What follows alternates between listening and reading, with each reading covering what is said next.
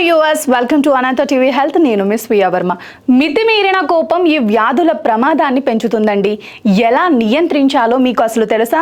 కోపాన్ని నియంత్రించుకోవడం ఎవరి వల్ల కాదు, కానీ కొన్ని చిట్కాలను పాటిస్తే అది సాధ్యమే. ప్రతి మనిషికి కోపం అనేది సర్వసాధారణంగా ఉంటుంది. అయితే అతిగా కోపం వస్తే వారికే ముప్పు. ఎందుకంటే కోపం వల్ల ఎన్నో సమస్యలు ఎదుర్కోవాల్సి ఉంటుంది. అందుకే కోపాన్ని కంట్రోల్లో పెట్టుకోవాలని పదే పదే చెబుతుంటారు. కోపంతో ఊగిపోయినప్పుడు ఎన్నో అనారోగ్య సమస్యలు వస్తాయని నిపుణులు చెబుతున్నారు. మీకు కూడా అకస్మాత్తుగా కోపం వస్తుందా? చిన్న విషయాలకే కోపం వస్తుందా?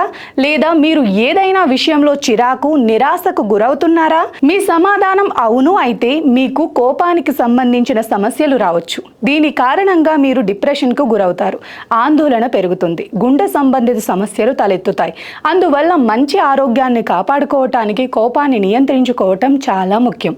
అధిక కోపం, నిద్ర సమస్యలు, పెరిగిన ఆందోళన, నిరాశ, అధిక రక్తపోటు, చర్మ సమస్యలు, తామర, గుండెపోటు, స్ట్రోక్ ప్రమాదాన్ని పెంచుతుంది. మీరు మీపై నియంత్రణని కోల్పోతున్నట్లు అనిపించినప్పుడు కొంతకాలం ఆ పరిస్థితి నుండి దూరంగా ఉండండి. మీ మనస్సు, మెదడు ప్రశాంతంగా ఉండే వరకు శాంతంగా ఉండటం మంచిదంటున్నారు నిపుణులు. ఏ భావావేశాన్ని మిమ్మల్ని ఆక్రమించనివ్వవద్దు. కోపం అనుభూతిని సాధారణమైనదిగా అంగీకరించి మరుసటి క్షణంలో దాని ప్రభావం నుండి బయటపడండి. మీకు కోపం వచ్చినప్పుడు ఒక గ్లాస్ చల్లని నీరు తాగండి.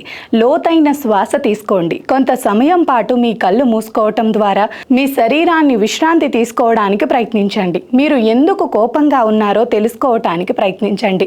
మీకు తెలిసినప్పుడు మీ కోపాన్ని కూల్ మైండ్తో నియంత్రించుకోండి. మీకు కోపం వచ్చినప్పుడు ప్రతిదీ వదిలేయండి. ఆట ఆడటం లేదా నడకకు వెళ్ళటం వంటి శారీరక శ్రమ చేయండి. మీకు కోపం వచ్చినప్పుడు మీరు విశ్వసించే వారితో మాట్లాడండి. మీ పరిస్థితి, మీ భావాల గురించి వారికి చెప్పండి.